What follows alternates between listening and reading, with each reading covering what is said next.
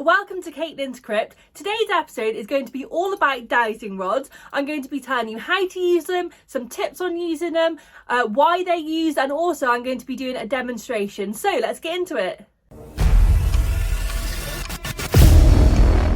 So I'm going to start off by showing you the dowsing rods. So this is what they look like. They're L-shaped. You can get stainless steel ones just like these, or you can use copper ones. I do know that some people do prefer to use copper ones. They also have these, they're like plastic sheaths over the metal, which help them to actually move. So as you can see there, they can swing around. Mine have stoppers on the bottom just to stop those from falling off. You can get a lot of different types of dowsing rods. I will pop some pictures in just now. So dowsing rods are a receptor for energy. They can be used to get yes or no answers, and they can also point to a location of the spirit. They work by using the spirit's energy and also your own energy. So it's sort of a mixture of both. The spirit can sort of tap into your energy through the dowsing rods to create the yes or no movements, or point to the location where they're at. So dowsing rods were originally used to find underground water sources and also to find natural minerals like gold, but now they are more commonly used for ghost hunts and communicating with spirits. So as always, before any sort of communication, whether it's with dowsing rods, a pendulum, or if you're just going on a ghost hunt, it's always really important to do the white light ceremony. There is a video about protection just up here. Actually, I think it is here. I'm not 100% sure. I still haven't got used to that. But yeah, head over to that video. I explain the white light ceremony and also how to protect yourself and how to cleanse and protect all your equipment and any haunted dolls you might have. So the key to using dowsing rods is to have a lot of practice. So, use them, get used to how they move, get used to your energy, and also find a comfortable position for yourself. You should also get used to the type of questions that you should ask. They should always be yes or no answers to the question that you are asking, because that is the only way that they can communicate with the dowsing rods. They can sort of go, I normally do crossing over for yes and going outwards for no. You can also ask the spirit to point to where they are in the room. So if you're holding the dowsing rods like this, you can say, point to where you are in the room, and they should move towards the direction where the spirit is, using the spirit's energy. So when you are holding the dowsing rods, you should stand with your feet slightly apart, so shoulder width apart, I always say. I know you can't see the bottom half, but I will try to give you a bit of a better look when I do the demonstration. You should hold them out in front of you, so you should have your arms slightly bent by your sides, but hold them out in front of you. I suppose just like if you're holding the steering wheel of a car. But yeah, I will give you a more in-depth look at that when I do the demonstration. So in terms of holding the dowsing rods, what you want to do is always hold the sheath so that they can move freely. I did have a couple of issues in the last video with these particular dowsing rods because they were getting stuck. They have been used so many times and they are starting to be a bit squashed at the ends, but that's absolutely fine. I am planning on getting some new ones. I just haven't got around to it yet. So I always hold them with sort of like my full fingers around. So I'll just show you with the one. They can easily move around, and I'll also come to this side and show you here. So I tend to hold them like this. If you hold them on the top, that really prevents them from moving, so you want to make sure that your thumb is sort of around by your fingers so that it can move and swing freely like this. Just be careful if you are going to do that, that you don't hit yourself in the face like I almost just did. So another thing to take note of when you are planning to use the dowsing rods is always ask the spirit for permission to communicate with them. Obviously you can do this by getting them to cross the dowsing rods for yes and putting them outwards for no. Obviously if they say no, it is advisable not to communicate with them that day. So on that note, you should always tell the spirit what is yes and what is no. So my yes is crossing the dowsing rods over, and my no is pointing them outwards. Now, if they don't respond to the question, try to ask it in a different way that they might understand a bit better. And always remember, you need to make sure that it is a question they can answer either yes or no to, unless obviously it is a question like point to where you are in the room, or point to your location, stuff like that, for example.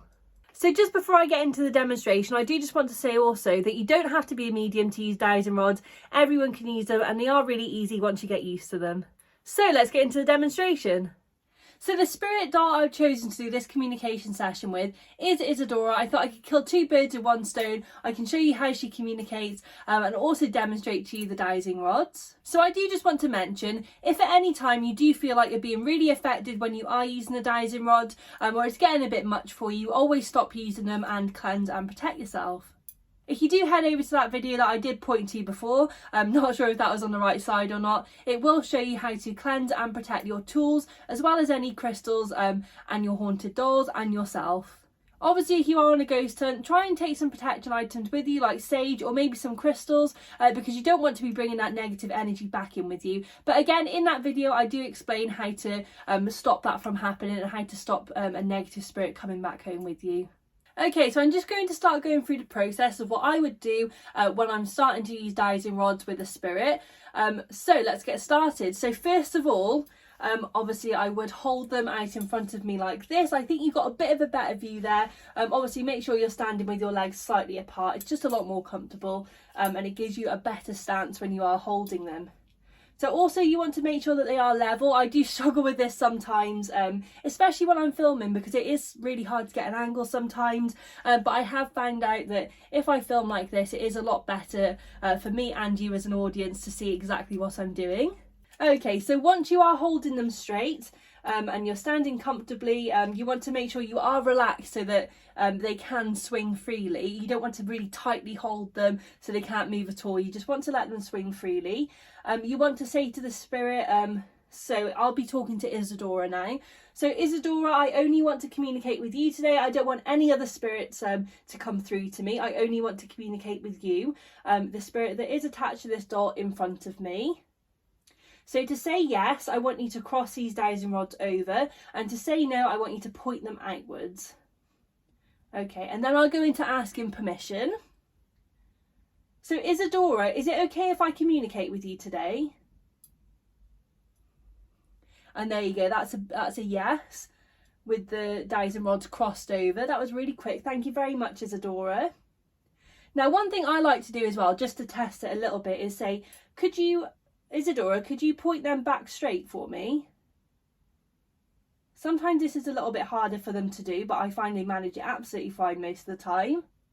So a little bit of background on Isadora. She is one of my nan's spirit dolls that she is wanting to rehome. My nan is slowing down a bit. She doesn't want as much of a, a big collection anymore. And Isadora is a negative spirit. I've also done a video on Isadora just up here. I'm hoping that's the right side now because I have noticed in my other videos I'm sort of pointing to the wrong end. But yeah, I hope that's the right side. If you go and check out that video, it's the whole backstory on Isadora here. So I'm now going to go on to ask Isadora a few questions. So Isadora, can you confirm if were you one of my nan's spirit dolls? Brilliant, thank you very much. So sometimes to make it quicker, I do just pull them apart for the spirit doll. I find that sometimes if you are waiting around for them to put them straight again, it does take the session a lot longer, if that makes sense. So it takes more time to do that, but it is a really good thing to do if you do want to sort of confirm that they are actively communicating with you. Okay, Isadora, are you 80 years old? Are you 80 years old? Okay, so you can see they're going out there. She isn't in fact 80 years old. There you go. Okay, thank you so much, Isadora. Okay.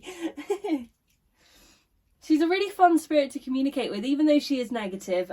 She's not a harmful negative spirit. She is really actually quite fun to have around. But yeah, she can get a low mood quite often. And she does make me feel sick sometimes. She makes me feel down. However, today we are having good feelings. Okay, Isadora, now that the dowsing rods are straight again, are you 83 years old? She knew straight away what I was going to ask. But yeah, she is 83 years old. Thank you very much, Isadora. And is your birthday in January? Is your birthday in January? No, that's a big no. Thank you. So I'm going to keep them where they are. Is your birthday in June? Is your birthday in June? I don't know if she's struggling with this one closer to the camera or if it's how I'm holding it, but that did go to yes. But we will just confirm that again. It's always great to confirm your answers. Obviously I do know a lot about Isadora because we've had her in the family for years. However, you should always confirm your answers, especially if it's the first time communicating with a spirit doll. You should confirm everything throughout a couple of sessions, or probably more than that actually. You should, you know, do a good few sessions with them and just confirm all the answers you got in a previous session. Okay, so Isadora, were you born in June? Brilliant, thank you so much for that. She's a very active spirit. She is quite a handful sometimes, but she's brilliant to have. Thank you so much for that, Isadora. And were you born in 1884? Brilliant, thank you so much. So Isadora, did you have 2 children? Okay, thank you. And could you just straighten out those dowsing rods for me again? So just put them back into the position that they were in. Thank you very much. Now we know that Isadora wasn't very close to her children, were you, Isadora? So were you very close to your children? Did you have a good relationship with them?